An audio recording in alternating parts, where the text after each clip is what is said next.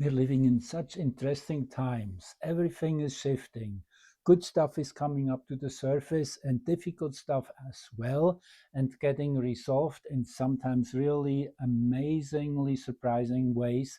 So let's zoom in what's happening. This is Koji Vihara, and we are looking here presently at the heliocentric Chiron Eris conjunction, the one and only conjunction as seen from the sun, where planets always move forward, of Chiron and Eris, which is one of the three big conjunctions which are changing really our reality upside down in many ways. Just having started, this is the really big first one. The second one will be on December 11th, when Saturn and Neptune will pull even. And the third one will be by the end of May, when Uranus will exactly pull up to Sedna. So these are three extremely rare conjunctions. Two of them happen in the first degrees of signs, in Gemini and Aries. And the one here in the middle, so to say, Chiron and Eris, at an interesting harmonic between the two, 5 to 7, if we measure the amount of degrees, about 25 and 20 and 36, also the square numbers showing up here. So anyway, this is a trilogy, if you want, of shifts, which then naturally manifest on the geophysical plane as they are falling into these same alignments as seen from planet Earth, which spreads out over quite a few months. It already started pretty much months ago, but it is the center points we are looking at here of these transitions. So it is interesting that this chart, which we just will get back to in a minute, is preceded by the synodic Mercury renewal of a cycle. That is when Mercury is exactly between the Sun and Earth, as seen from Earth, moving backward through that window, lining up exactly between Sun and Earth. This is what astronomers call the beginning of a new synodic cycle, which sets the tone for 4 months of Mercury's expression.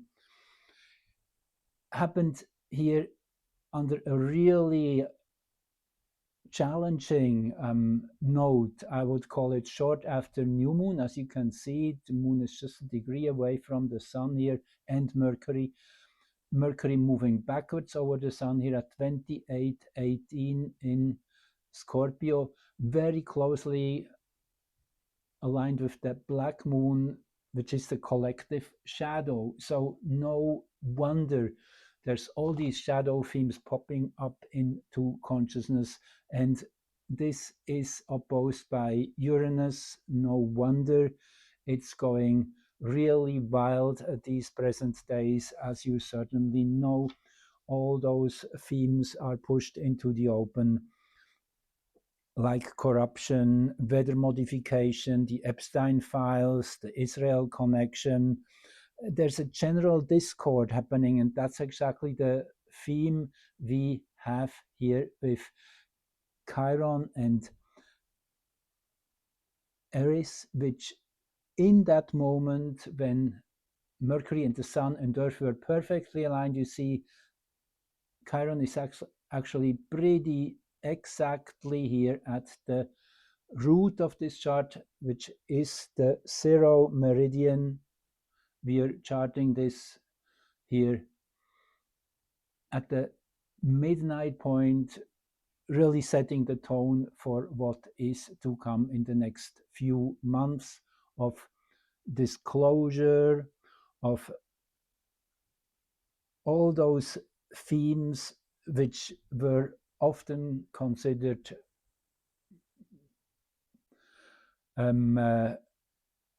conspiracies and they seem to become facts.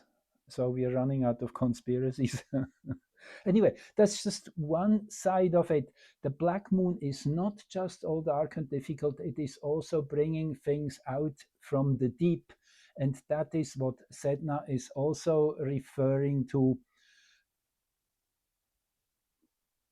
the unconscious, what we didn't really expect and see coming. And there's also many, many good things in that. Just saying, well, let's throw in 3i Atlas too, which is definitely responsible for having opened many people's eyes to the cosmos, a whole new consciousness of we are surrounded by a way bigger universe than many of us would have thought.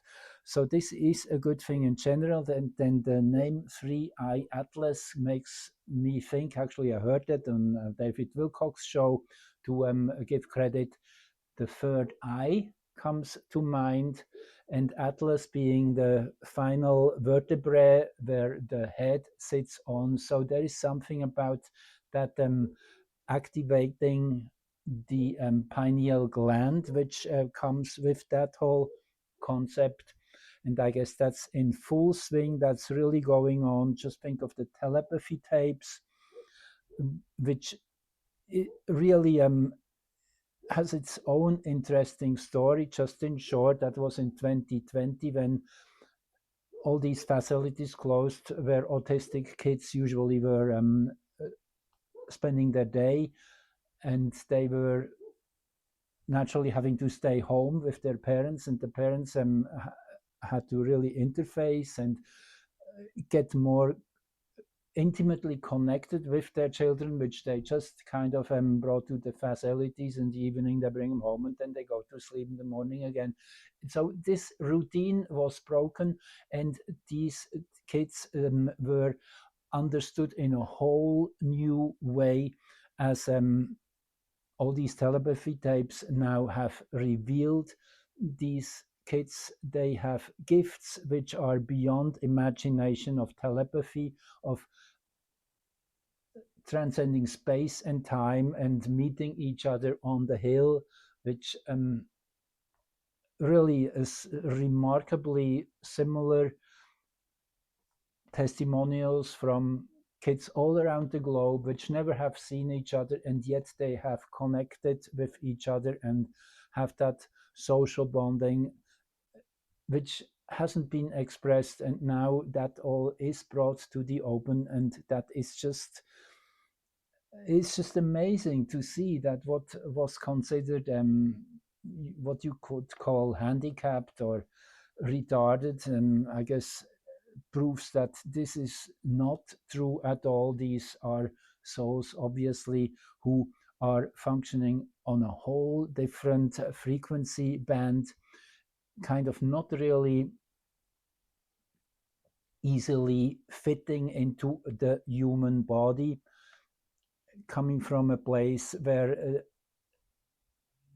this feels very strange and weird. And all of that naturally is an expression of Sedna, and in here now in Gemini. So that is really one of the big shifts we are seeing happening in society with Sedna now in Gemini. Definitely all that is brought into conversation, into recognition, into our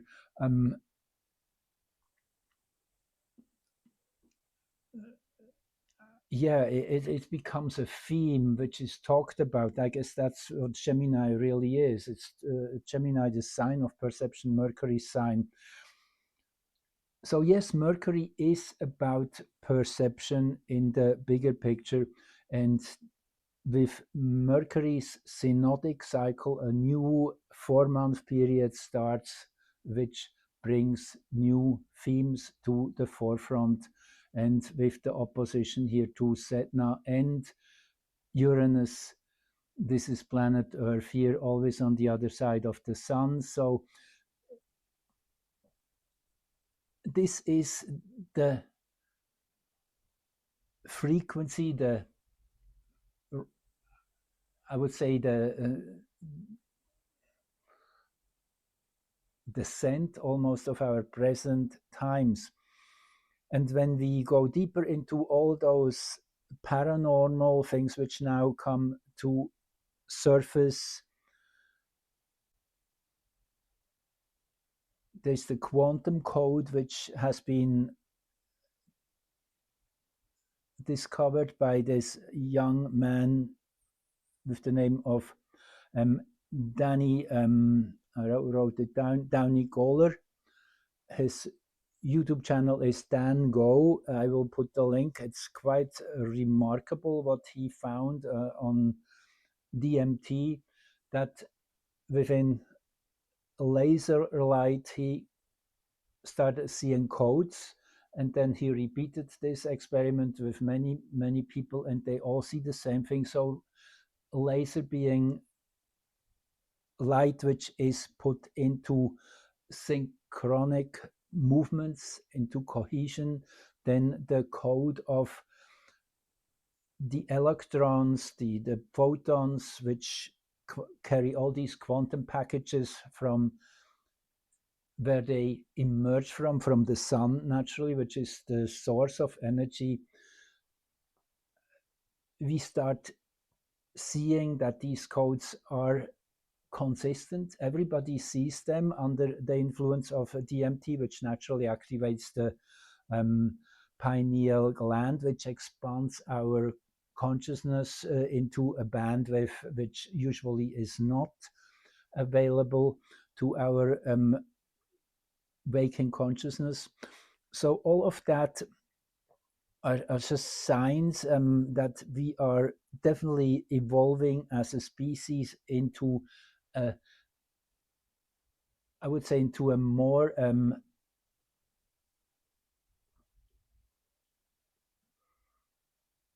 higher frequency band. I guess that's pretty obvious. Also, the sudden savant syndrome should be mentioned here, that people who have, for example, traumas or head injuries, and when they recover, they speak foreign languages, they play a musical instrument without prior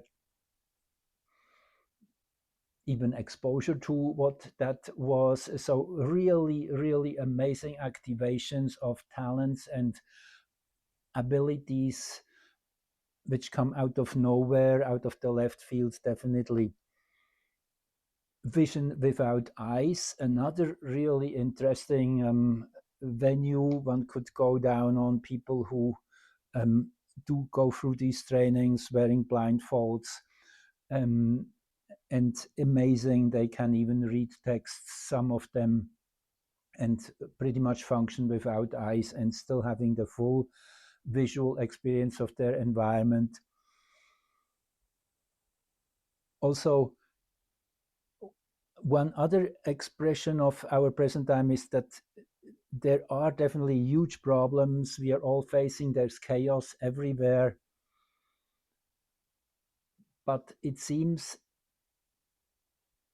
big problems often come to sudden, unexpected resolution. Actually, that's more the rule than not. Also, on that note, all these huge earthquakes we had this year and quite difficult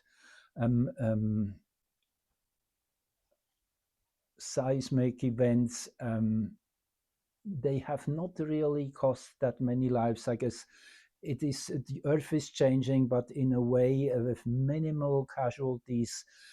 So this is the overarching theme also on that side, that we see chaos, disorder,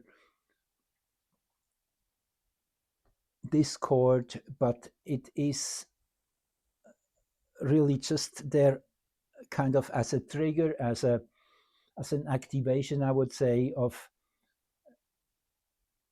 potentials which have to be brought in alive, have to be woken up, so to say, and That is what the difficulties are for. Now, let's move on here to the really interesting chart here we have with the heliocentric Chiron Eris conjunction, which just happened a few hours, half a day or so after that Mercury renewing its cycle. Actually, by now, you see, if you go back here in the geocentric picture, this Mercury is at 2818. And if we go to the geocentric picture of the heliocentric Chiron Eris conjunction, then Mercury has here retreated just a little bit to 2721. Yes, Mercury is still going retrograde. That is the center point of its retrogradation, when it is exactly between Sun and Earth. So to say, Earth is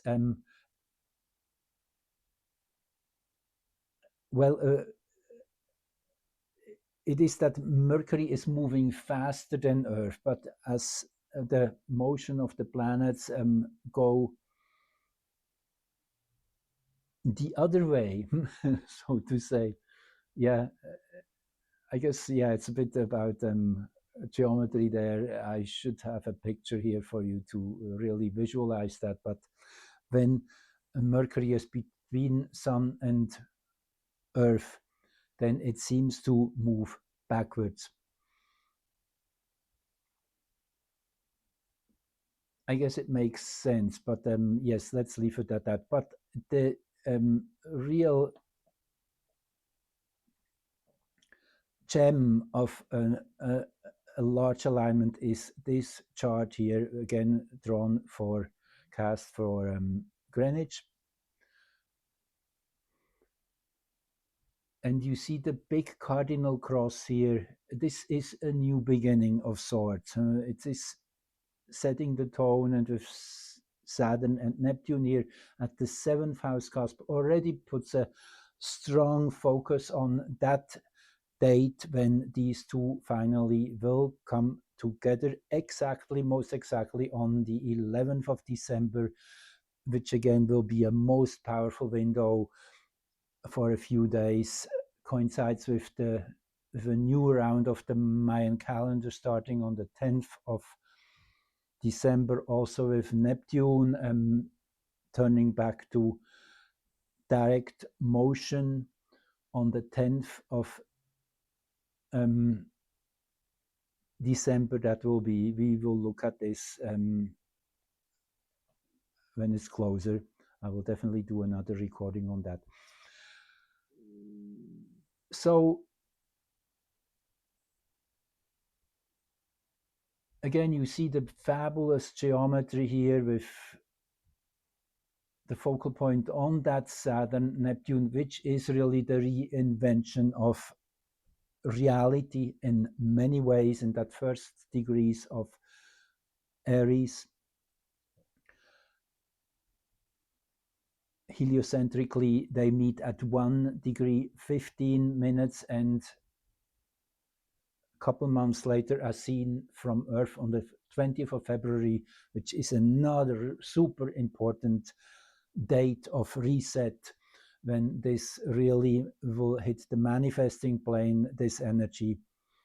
They will be at 0.45 in Aries, really in the first degree of the zodiac, which is extremely rare, as I pointed out several times. Hasn't happened for certainly many, many, many thousands of years that these two planets met exactly at this initial point of recreation.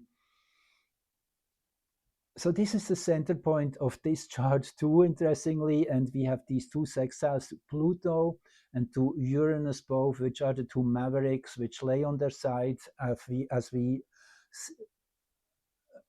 know. I mean, their axes are, if this is the sun and these are all the planets moving around, then most of the planets have an axis more or less vertical, and they are moving like spinning tops. And Uranus and Pluto both, they lie on their sides, which means for 42 years there is sunlight on one side of the planet, and for 42 years pretty much there is night on that one side.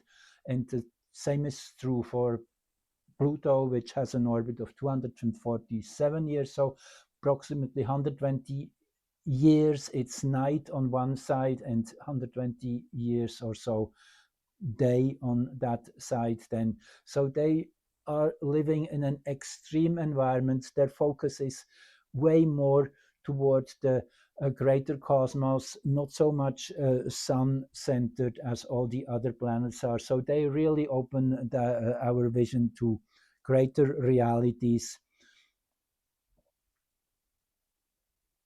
And together they always stand for sudden, unexpected, big shifts and changes. And they're really in the focal point here of this chart. The equatorial ascendant naturally is close here. So this is true for the whole planet. This is not just true for that particular location which I'm choosing to work with as the fractal of Earth as a whole.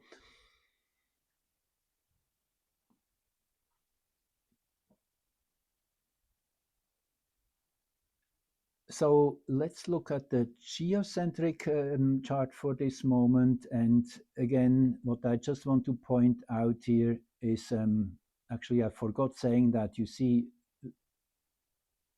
Mercury.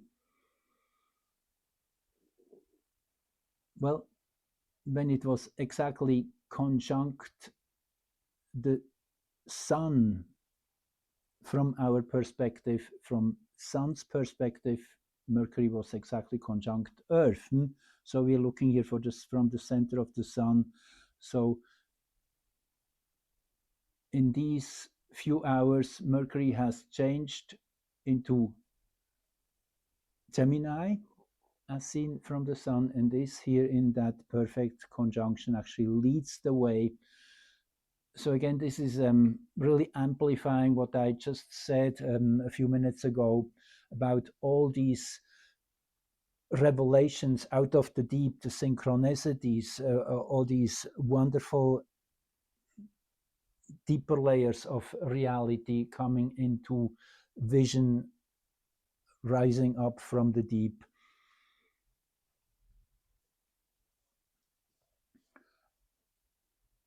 Then, okay, one particular degree I want to point out here is the moon at 7:46 in Sagittarius. Now, just keep this in mind. We will encounter this exact same degree. Actually, I should jump ahead quickly to show you what I mean. When Mercury turns direct on the 29th of this month, in that moment, that is where the Sun is actually. So that 8th degree of Sagittarius is super important, and I wanted you to give you the Sabian symbol of that, which is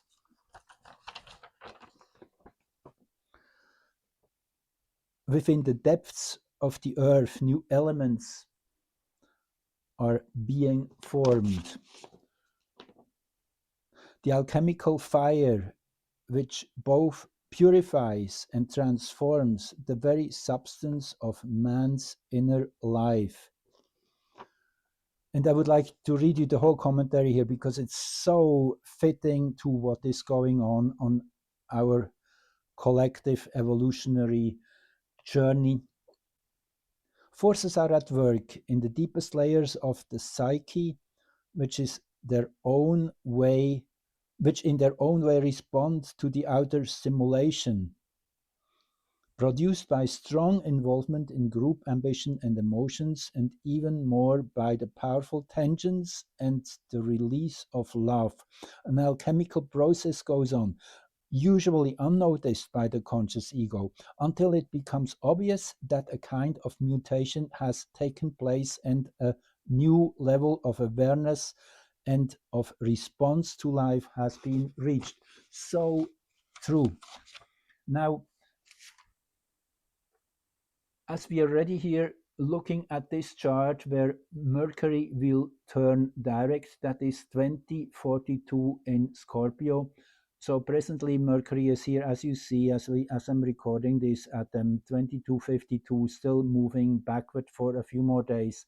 That is the turning point, the 21st degree of Scorpio. So this will be another really important message we're getting for that whole next 4 months period of Mercury's new cycle.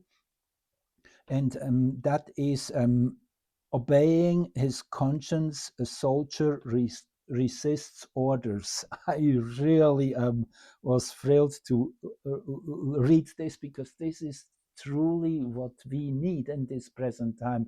We need to wake up to our sovereignty, to our inborn authority of deciding on what is right and what is wrong, what is in harmony with my personal path, what is going against it, and have the courage to choose. The keynote, readiness to face the results of a refusal to follow the authoritarian patterns of an aggressive society. It couldn't be more true. Now, as we are already looking at this chart, I will fill in the gap here in between because it's meaningful, but let's just quickly scan this chart. When Mercury turns direct, the moon is perfectly aligned with Saturn. That means it's going to be leading us into the deep, wanting us to focus, to concentrate, and to endure the darkness that is becoming more and more visible in a way with that Saturn Neptune, which is really the unveiling, the making visible of all the hidden things, the deceptions, the corruption, all of that which usually has been looming. And as we just were looking at the Chiron Sedna, Chiron Eris conjunction, which is, and I have made here a little list of expressions that energy has. Let me just go there. So first of all, Eris, you see the symbol here, the circle with the arrow pointing down really means going to the deep, going into the source of things, finding the source code, exposing, setting, and the intention is to set things right. Aries, after all, is the higher octave of Venus, as many astrologers have come to terms with that understanding. It is a feminine force named after that Greek goddess Eris, who threw the golden apple of discord in the middle of the table round of the gods on Mount Olymp, and is said to have caused the Trojan Wars, which was just bringing that looming conflict into the open. That was the reason behind, because Eris is not comfortable with things which are not spoken out and expressed. She is ready to pull us, push us through conflict in order to find a higher level of integrity. And naturally, with Chiron being the one which is the healing force, the one which wants us to acknowledge the shadow and heal the wound by going to the doctor, have it opened, cleaned out, and stitched together, and then nature can take its course and bring healing. And as you see, the part of fortune here in this Mercury direct chart is perfectly opposing Chiron again. I mean, it couldn't be more obvious. This is really the theme of our times. And if we look here at Zeus, that is one of the Uranian points. I wouldn't call them planets, they are energetic points in space, probably of a higher dimension. Zeus is very fiery, strongly focused, directed. It's kind of the general's energy which comes in here from a higher dimension. And squared by Jupiter and Arrokoth. So this is a complete grand square. Arrokoth, the little body which is actually the farthest in distance from the sun, which has been closely inspected out in the Kuiper Belt object, has been visited by the New Horizons space probe on January the 1st, 2019 in subsequent, after they were analyzing all the information, the scans and the photographs, the astronomers had to change the whole way they understood the history of our solar system, how it had been come into existence. So Arrokoth holds a very powerful piece of information. It's actually the one which opens our eyes to the bigger picture. It's the man standing under the open sky in hexagram 61, by the way, too, which is inner truth, and Jupiter on the other side, fueling that whole big alignment, big geometry, I would say, of that grand square from here in the four cardinal signs: Cancer, Libra, the part of fortune here, Arrokoth, and Chiron with Eris.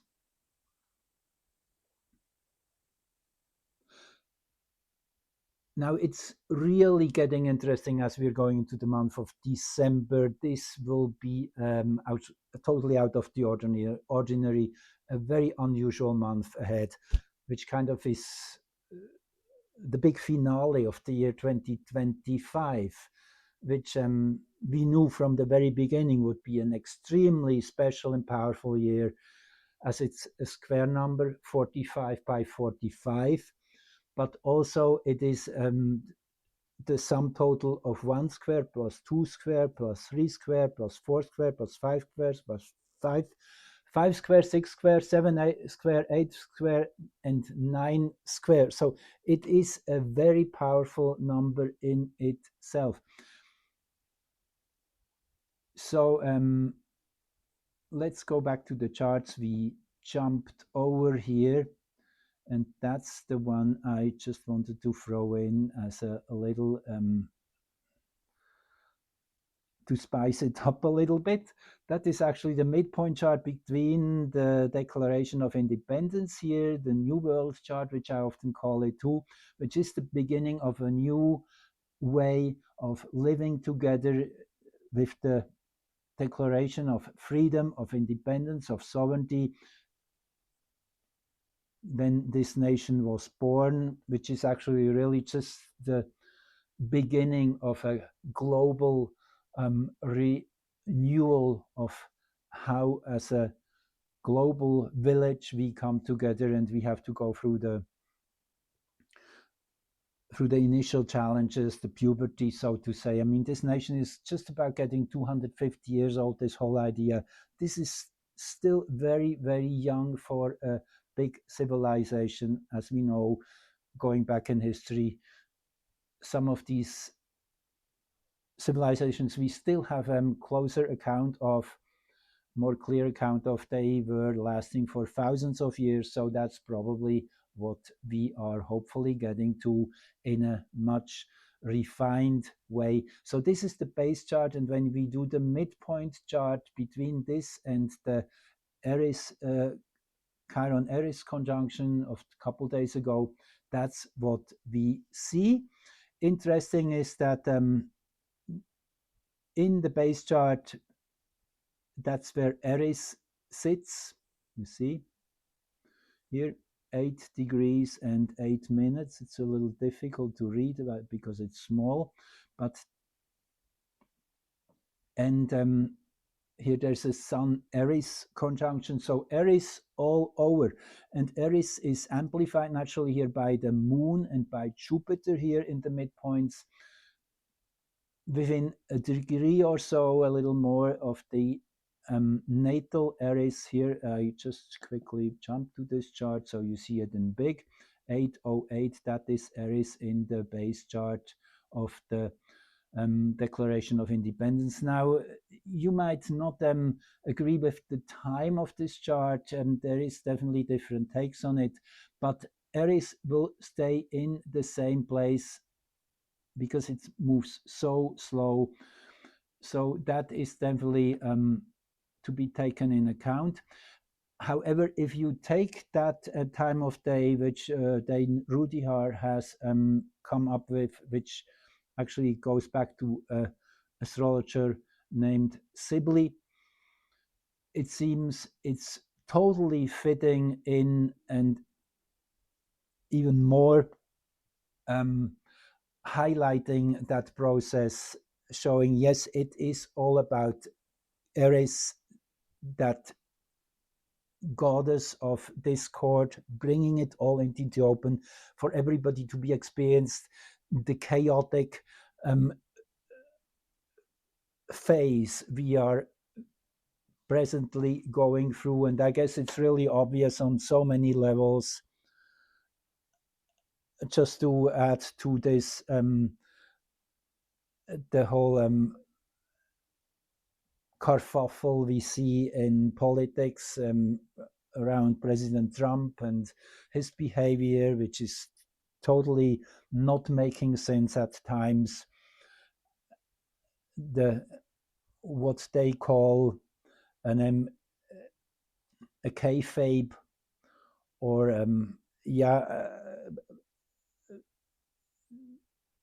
I mean, we had that between Elon Musk and President Trump.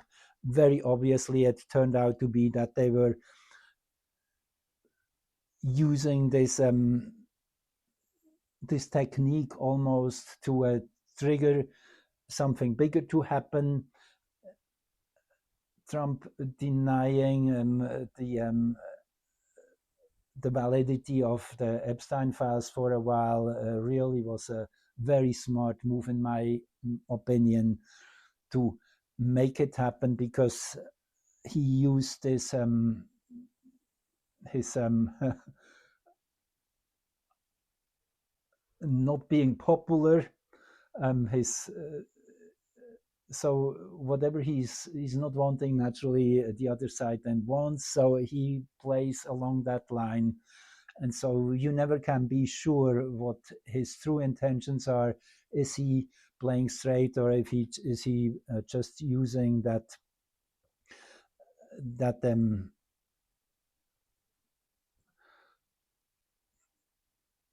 that ambiguity which is in the air to and many things speak for that. Actually, there is this one small planet, and I'm getting back here quickly to this chart now. Actually, let's just move on here for a minute first before we get there, but just stay tight. So this is actually on the 21st of November. That was again a few hours after. You see here we have at 12:17 p.m. Universal Time, and if we go back here, this was 2:08 a.m. So that's just 12-14 hours later, when the Earth and Uranus are exactly aligned from the center of the Sun's perspective at 29:26. What degree do we have here at the apex point as the crown of the tree of this moment of the 8th degree of Sagittarius, which we just were looking at before. So there is this repetition, which I often have observed and I'm talking about. That's why I want to show you all these charts. I don't want just to make things up or kind of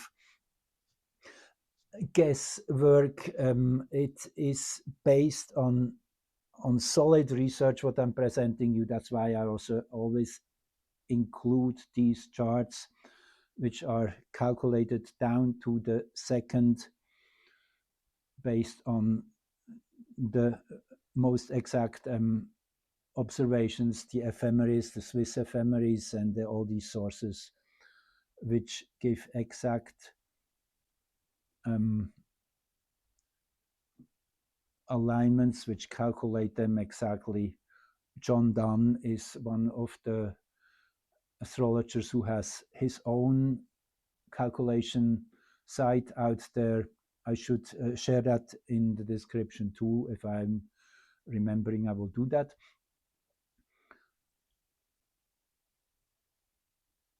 So let's just come back here to this chart once more when Mercury will turn direct. This is the 6th degree of Cancer here rising in the global fractal chart, and that is where the Declaration of Independence Jupiter sits 556. So this in itself speaks of an expansive energy. Hygeia is health, well-being, serendipity. No need to explain that. At the rising degree, and there we have chaos and auspicious. Now these two maybe need a little bit of explanation. Chaos is primordial order. That is, before that name, that word became inverted, so to say, as naturally we use the word chaotic in our language as something totally disorderly and yes, chaotic. However, the name chaos goes back to a Greek character who stands for primordial order before things went into disarray. So that's where we eventually will get back to. And auspicious is a centaur planet which likes to dig into the deep, into the problems. I like to paraphrase it with Sherlock Holmes, who is interested in dark, difficult, and nasty secrets and bringing them to the light. And that is using that faculty of chaos, of chaotic motions, of really sifting through everything. So that is to be expected to increase over the next few months. No surprise there. If we look at the same chart here from Philadelphia's perspective, again, the birthplace of the Declaration of Independence, the American perspective, and here you see AW197, now named Aya, which is that Kuiper belt object which astrologers have come to understand has to do with the art of war, but also with building bridges, using methods and techniques which are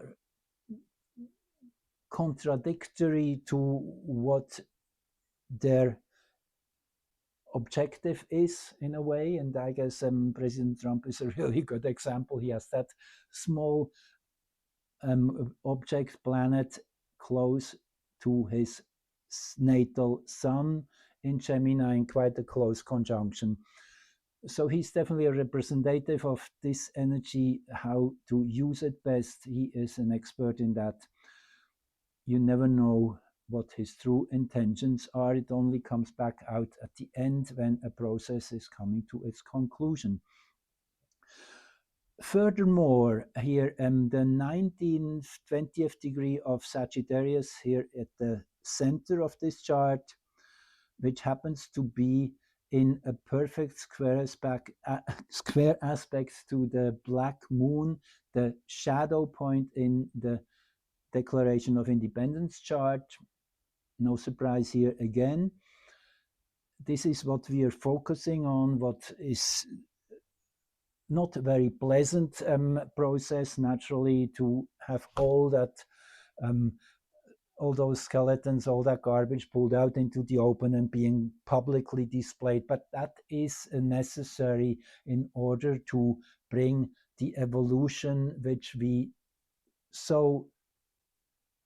so much need, which is so much important to happen, to get everybody onto the same page, to understand what's truly going on in this dimension, this three-dimensional world. Interesting in this context, just as a little side note, this is intercepted here in the 9th house. I have often referred to this is definitely one of the strong proofs that this chart holds big meaning. Interceptions are islands, pressure cookers, which have a hard time to be recognized in a bigger way because there's no suspension lines passing through this sign. So that's why it took 250 years for this to hopefully soon be resolved and integrated into the bigger picture, made best use of. Naturally, there is also positive sides to that. It is really the piercing through the shadow and all that Neptunian energy, which is under the wraps here, really. And it is interesting that on the other side here is Arrokoth, again showing the potential of where we are going. Here you see it, 21 degrees and 33 minutes. It's a little hard to read because there's so much going on, but if you follow this line, goes all the way back to here, 21:33.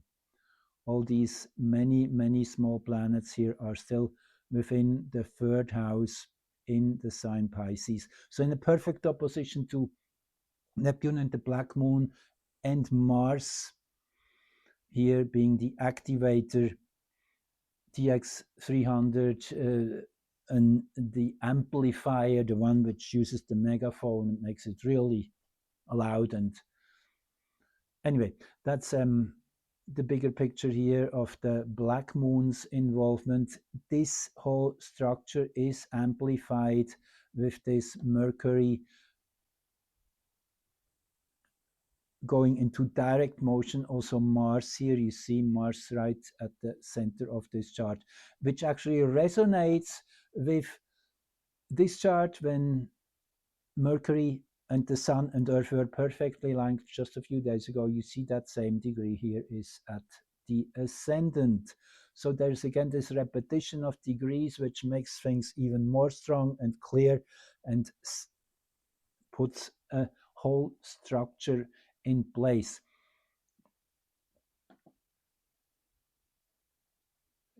Last but not least, quickly, the overlay.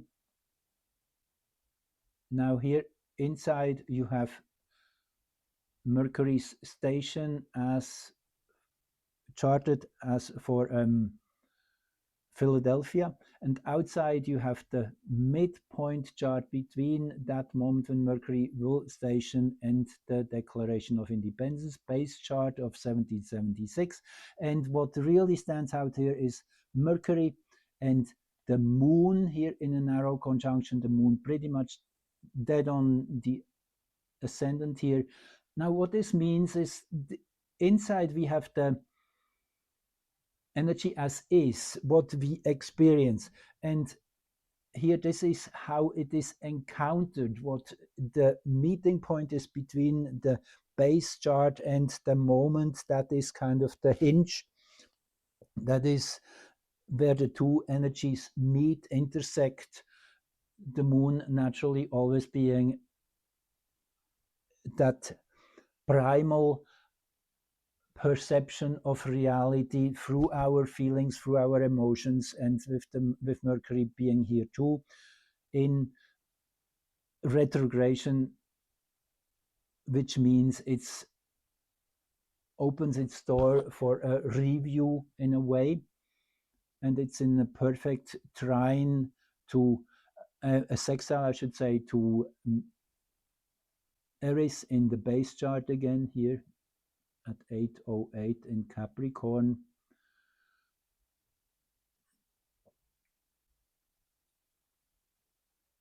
Anyway, I just wanted to show you this too, that again, really showing how solidified all that is in itself. I mean, it's magical how everything comes together, always in such ways that it repeats important patterns. Well, thank you again for being here, joining and listening, and hopefully you enjoyed that. And please give it a like or even share, because I'm heavily shadow banned. Nobody really sees my videos unless they are shared by you guys. You are my inventory, and it is very motivating for me to see that more people are able to really tap into this celestial knowledge and get the celestial weather report for what is happening in our present times. It opens our eyes in a way bigger to a way bigger scene. It's really what Arcot is doing. That is what astrology is all about, to lift us out of this really quite difficult day-to-day reality, bring us up to a more cosmic perspective, to see that these things are just temporary and we are navigating through it as best as we can. There is great help from the cosmos on all levels.